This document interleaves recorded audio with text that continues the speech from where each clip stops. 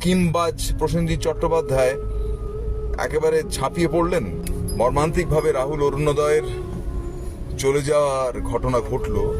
আমি অভিনেতা সুরজিৎ বন্দ্যোপাধ্যায় আজ আপনাদের সামনে আসতে বাধ্য হলাম, কারণ কয়েকটি লেখা ওই সোশ্যাল মিডিয়াতে পড়ে।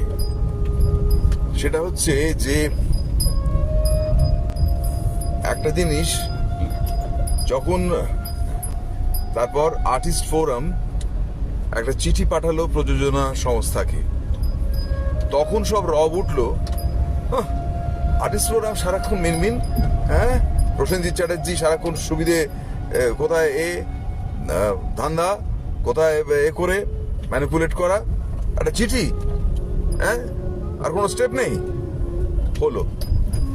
এরপর যখন প্রসেনজিৎ চট্টোপাধ্যায় দায়িত্ব নিয়ে সবাইকে জড়ো করে এবং নতুন কমিটির সকলে প্রসেনজিৎ চট্টোপাধ্যায়ের পেছনে থাকলো, যখন একেবারে সরাসরি রিজেন্ট পার্ক থানায় এফআইআর হলো, প্রসেনজিৎ চট্টোপাধ্যায় প্রিয়াঙ্কাকে নিয়ে ছুটলেন, সঙ্গে যিশু আমাদের তালসারিতে ওই একই দিনে ছুটে তলসারি থানায় এফআইআর করলেন এবং লয়ারের পরামর্শ নিয়ে এবং ফিরে এলেন।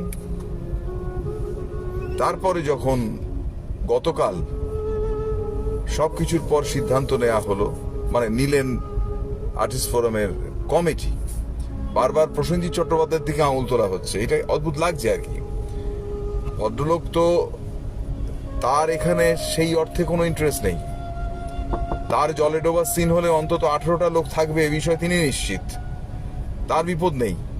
কিন্তু তিনি তো তার সময় তুচ্ছ করে রাহুলের মৃত্যু তাকে এতখানি ধাক্কা দিয়েছে যে আমাদের তথাকথিত ম্যানিপুলেটর স্কিম